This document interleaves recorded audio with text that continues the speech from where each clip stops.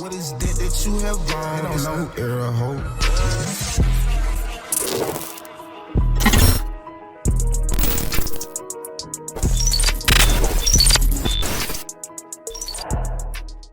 What's up, family? Welcome back to another video. Look, I'm so glad y'all tuned in today. I got an exciting video today. Today I'm going to be showing you guys step by step how to make a t-shirt from the first part all the way to the last part. I don't know, I'm pointing at stuff, but I don't know, I'm pointing. But look, today I'm going to show you guys how to make designs, whether you're using Photoshop or Illustrator. I'm going to show you guys how to print those designs out so that you can put them on your screens. I'm going to show you guys how to burn your screens. This may be a part 1, part 2 video because it's a lot to cover, but I'm going to try to do all of this in the next 15 minutes. So bear with me, but stay tuned. Look, if you're new here, hit that like button, hit that subscribe button, join the family. We family here. Look, we do everything for the glory and honor of God. God first in everything that we do. We are a Christian brand, and we just want to show you guys how we do things because we are helpers one to another. Look, it's nothing that I'm doing that you guys can't do. So that's why we're here, to enlighten you guys and show you guys how we do things, and maybe we can help you guys out. So stay tuned. Here we are. We're going to that next scene now.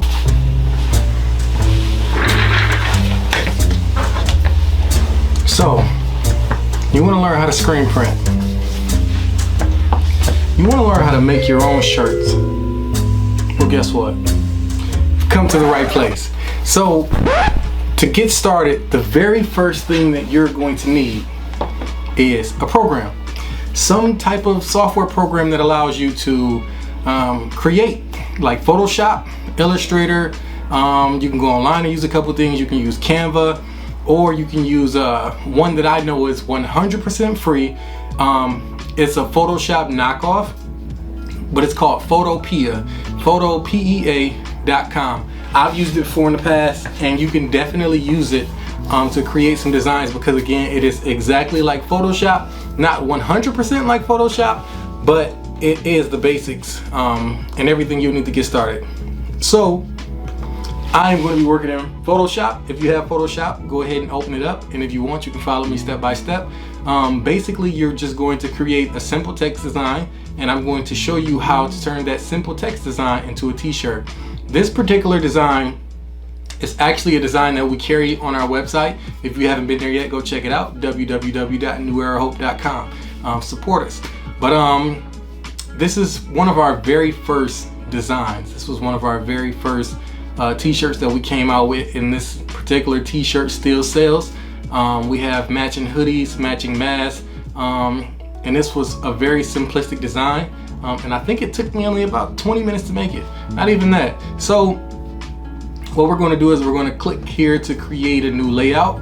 Whenever I'm creating t-shirts, I like to make t-shirts in a 12 by 14 because that's generally the size of the print area of the chest. So I do 12 by 14, so change the width to 12, change the height here to 14. And whenever you're printing, you always want the resolution to be 300 dots per inch. That's going to give you very crisp, very clear prints. When you're working in Illustrator, it's a little bit different because they are scalable vectors.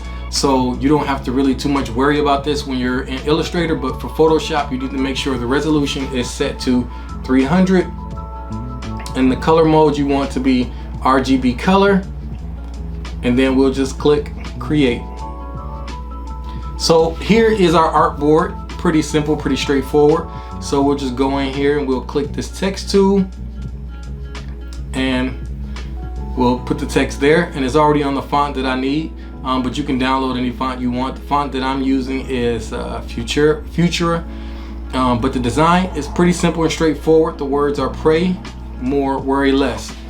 So I create my text.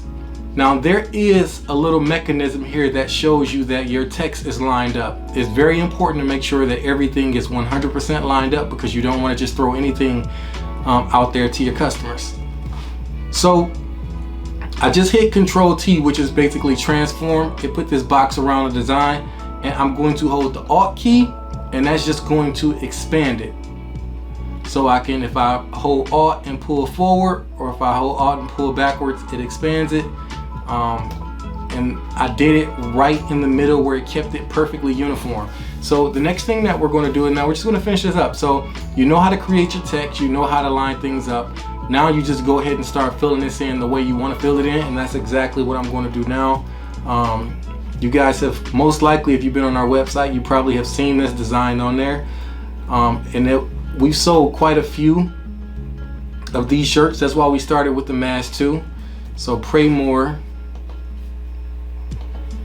And then I'm hitting Control J, which is basically duplicate. So if you want to do that, just click on whichever layer you want to duplicate and just hit Control J, or just click up here at the top where it says layer and find where it says duplicate layer there. So I have one more here, I'll pull it down, and now I'll do worry, pray more, worry less. And also, if you look at this tool here, it lets you know exactly how far each one is from each other. So this lets you know that the spacing between each one is perfect, and it also lets you know that everything is still perfectly centered. So I'll hit Control J to duplicate that text one more. It's perfectly centered there. And I'll put the less, period. Pray more, worry less. So I'm going to highlight everything using this selection tool up here, this move tool. Just highlight everything, and we can perfectly center this up right in the center, just like this, if I can get it. All right, so now that we have this design centered, I'm going to go ahead and merge all of my layers.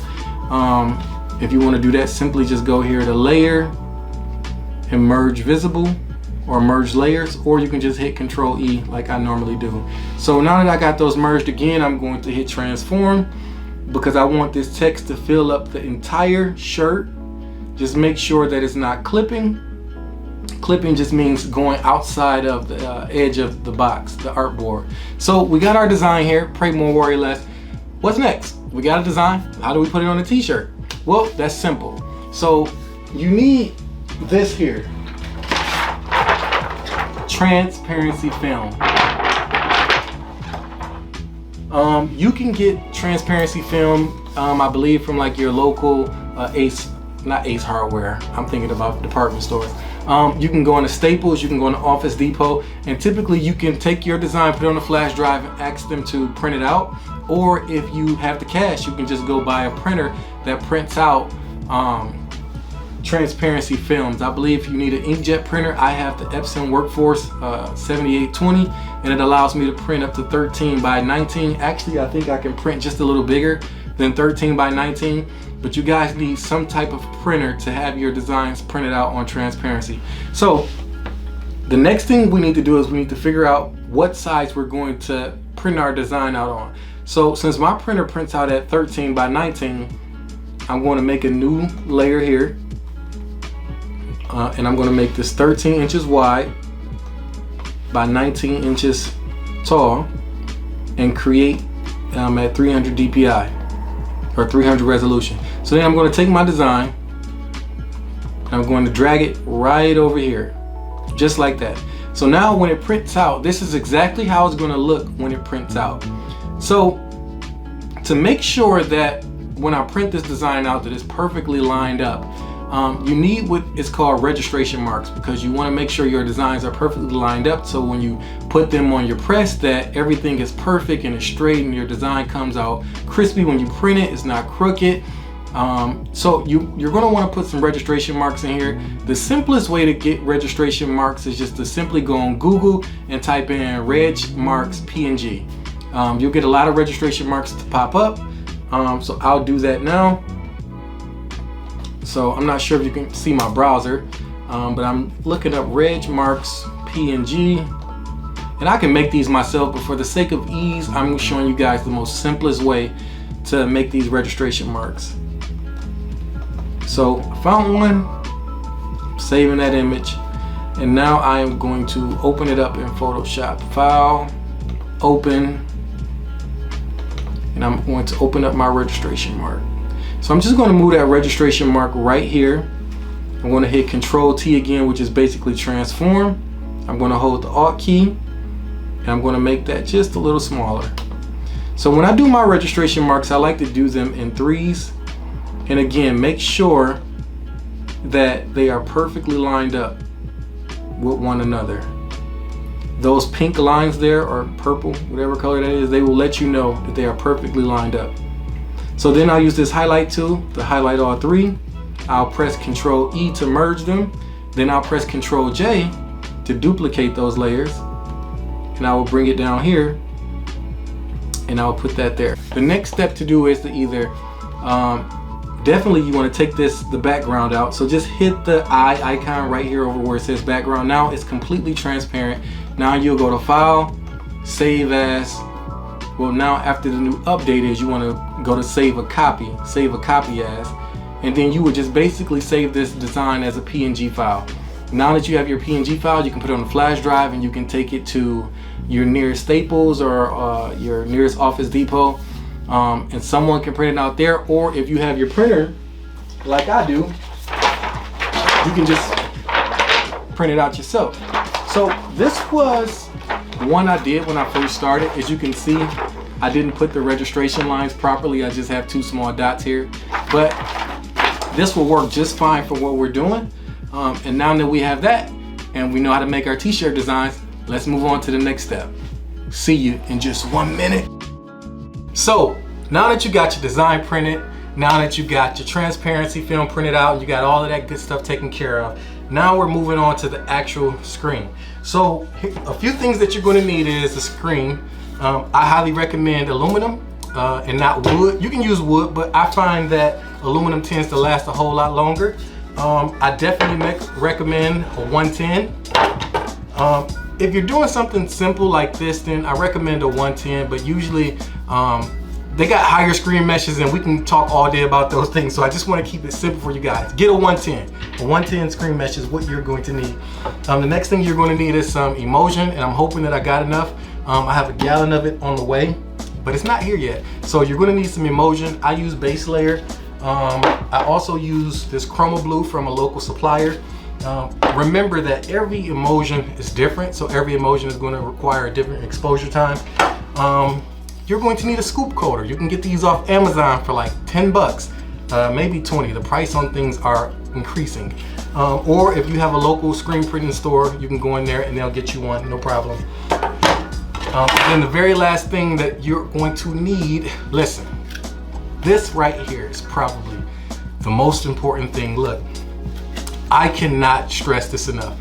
Get a cleanup card. These things are like $1, $2. Save yourself a lot of time and energy. When you're using this and the emulsion is left in here, it's quite a bit of it. And a lot of times it's hard to get it out. This cleanup card just lets you just effortlessly, wow, clean that out. So here's a list of everything that you need. If you don't got these things, stop right now, go to your local print supplier store, order these things, and come back, and then I'm going to show you guys exactly how to coat this screen. I'm going to show you a close-up, because I don't want to be one of those guys that say, here, look, this is what you need, and then not show you how to do it. I want to show you guys step by step. I want to be very detailed, because I want you guys to know if I can do it, then you can do it too. So on to the next step. Let's go.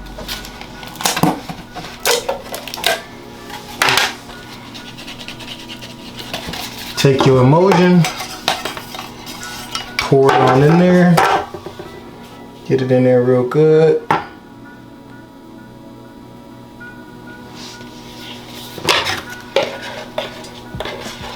You can use your cleanup card to scoop it out. I hope I got enough. I know for certain I got enough for one screen, but I'm trying to coat a couple of them. This is why these cleanup cards come in handy. All right, another thing, let your emulsion settle so it's even in there. So you take it, one smooth line. Right when it starts to touch the screen, do a nice even pull. See, we got a little drip there. Flip it around and do the same thing.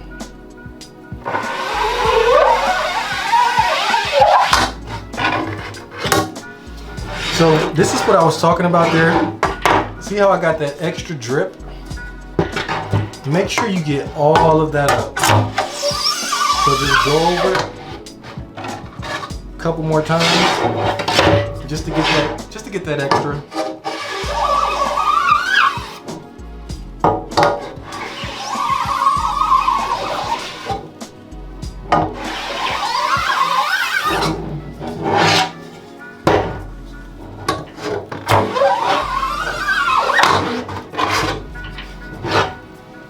And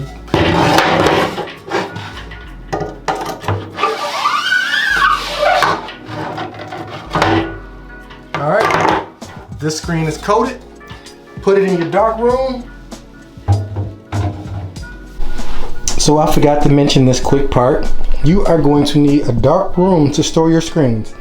This is a makeshift dark room that I made. My screens just slide right in. You can use something like this, or you can literally store your screen in the closet. And now that you see me do one, I'm going to fast forward and do these other two. Alright guys, so right here I really want to stress the importance of making sure that there is no extra emotion on the screen.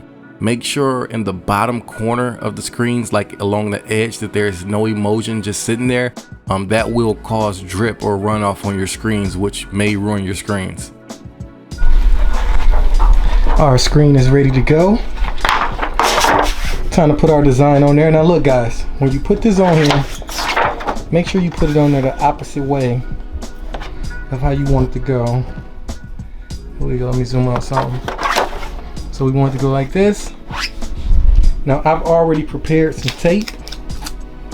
So I'm gonna put a little bit of tape there because you will need some tape. Tape just makes it so much smoother. Now I'm about to take this to the exposure unit.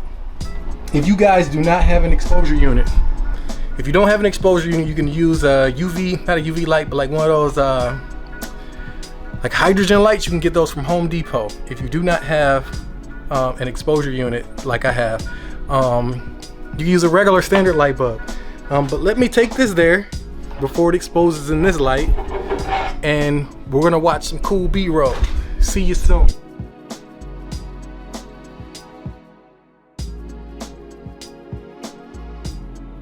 Alright, so now we are going to talk about exposure times. Like, I really love exposing on this Baselyer exposure unit. I started with a hydrogen lamp, and those things took me around 5 minutes, 6 minutes. So if you're using one of those, I recommend starting at about 6 minutes. I think my lamp was about 3 feet from the screen. So your distance matters, as well as the light source that you're using. So you may want to test some things out. It took me about, I maybe went through about 10-15 screens on this exposure unit before I figured out the exposure time. I had to keep exposing. I started at like 3 minutes, and I think I went down to 1 minute, and then I narrowed the time down just to 17 seconds on this exposure unit. If you can use a UV exposure unit, those expose a lot faster than normal screens, but definitely you got to test out that exposure time. Now, if your design isn't burning out properly, then it may be overexposed. If too much of it is just rinsing out, then it may be underexposed. The best way to solve this problem is to get an exposure calculator. You can get those from eBay or Amazon for about $1. One came with the unit that I have now, so that greatly helped me to figure out my exposure time. If you need help to understand those exposure calculators, just let me know and I'll help you out with that. Once you get it burned out, just hold it up to the light, check it out. Make sure everything, you can see through every letter. That is not any residue from the emulsion left behind, that it all rinsed out. Sometimes you got to give it another quick blast.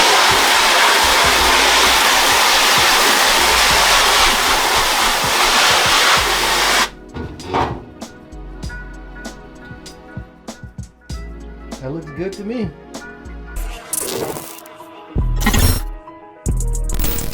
All right, so here we are, the final step. Now we can start having a little bit of fun. We got our screen printed. We got our screen burned. It's dry. It's ready to go. It's a few more things you got to do before you start actually printing. For one, you need some ink. I use FN ink. I actually got some over there on the shelf, and I would show it, but I don't feel like stepping out of the frame. But FN ink, actually, I'll show you guys. So this is the ink that I use here. FN ink, financially necessary ink, and this stuff is actually very, very good. I love this ink. So you definitely need some ink. Depending on what type of setup you have, you don't have to have anything as fancy as mine, but you're going to need some glue or some spray adhesive like I use. I use Fast Tack spray adhesive. It's specifically made for shirts. You're going to need some tape so we can tape the screen up to prevent the ink from coming through, and you are going to need to mark your platen. Some people mark it using inch marks for the collar. I usually just put one line straight down and I line up my screen that way using my registration marks, but you can do it however works for you. There's no one fix all solution when it comes to screen printing. So after you got your screen set up and ready to go, the next thing you're going to want to do is tape it up. So we're going to put some tape on here. And if y'all notice, I'm sweating right now because I got my dryer going and I got my flash going, so it's heating up in here quite a bit.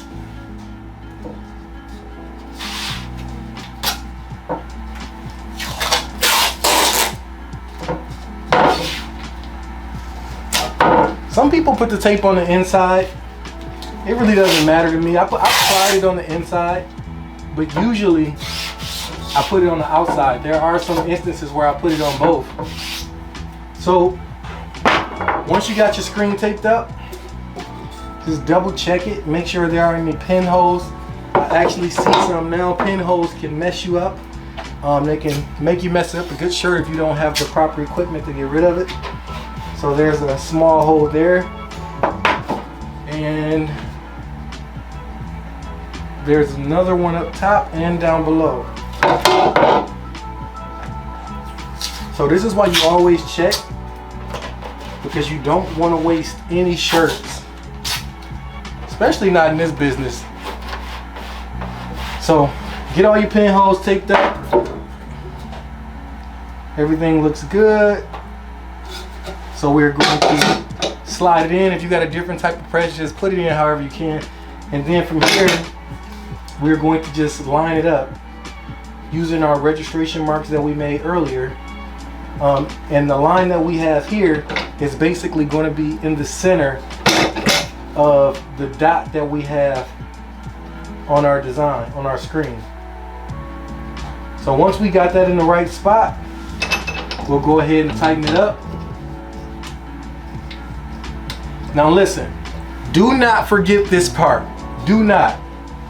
Now that you got your screen tightened up, get some tape and cover up your registration marks, or you will have registration marks printed on your shirt. I used to do that all the time when I first started.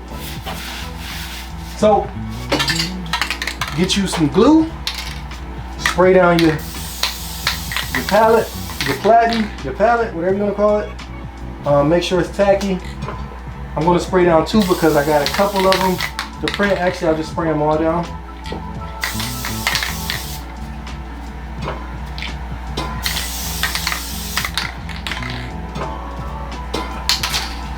All right, so it's very important that you always do a test print. Listen, do a test print. It's going to save you. I have shirts specifically that I use to do test prints. So here's an old shirt that I have just sitting around, and we are going to use this for a test print. When you're doing your test prints, it don't matter where the shirt alignment is. This is specifically just for testing.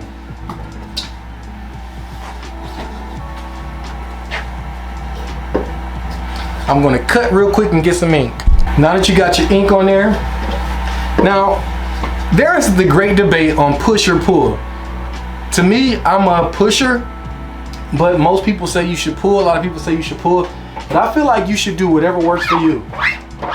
So I just like to thin out my ink a little, and then I'll do one stroke like that just to coat the screen once, if you can see that.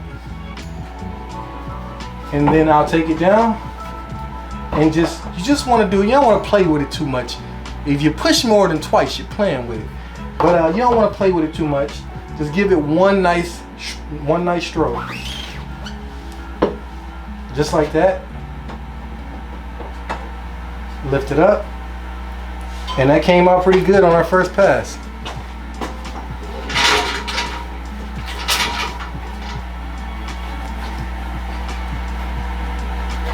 So we'll flash that for a second.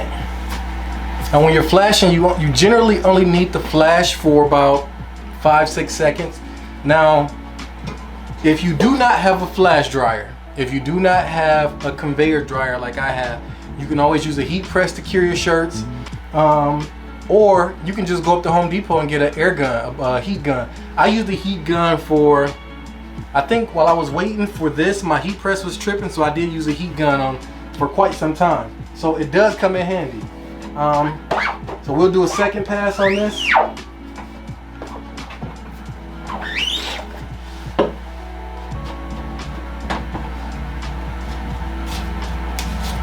And I think that came out good.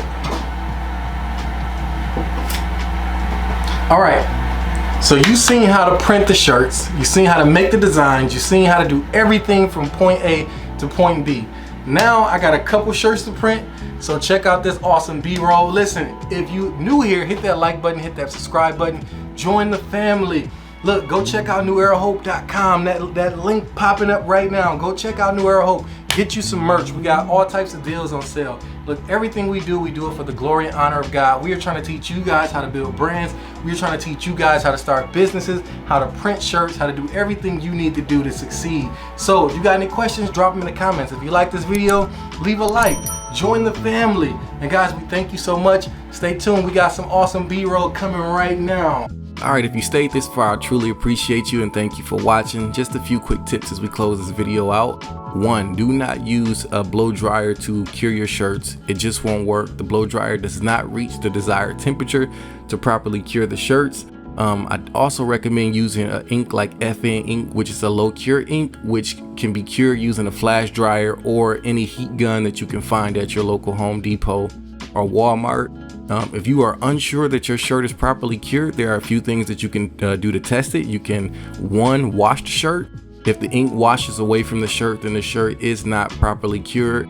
Or secondly, you can simply pull the shirt. So print the shirt, uncure it, and once the shirt is printed and cured, you then want to let it cool off, and once it's cooled down, just pull the fabric where the ink is. If the ink starts to break away or crackle as you pull it, that lets you know that the shirt is not properly cured and it needs to sit just a little bit longer under the heat source. So I thank you guys so much, and I hope this video helped you guys out. Drop some comments, let me know how those shirts came out. I look forward to hearing from you guys. Thank you.